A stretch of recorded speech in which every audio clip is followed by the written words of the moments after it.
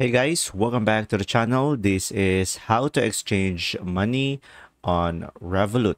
So guys, this is a step-by-step guide, so just simply go ahead and follow along with this tutorial.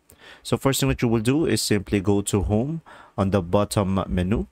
And now once you are at the home, just simply tap on the three dots on the right side of the screen, which is the more. And now once you tap on more, just simply go ahead and tap on exchange. And once you have done that, just simply select the currency that you are trying to exchange. And now once you have selected the currency, just simply tap the arrow in the middle to switch between buy and sell. And guys, from there, just simply choose the amount to buy or sell. And once you are done, just simply tap on review order. And from there, just make sure everything is correct. And you should be able to see there the fees.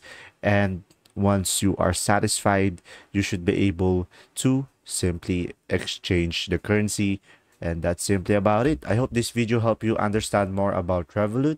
And thanks for watching, guys. See ya.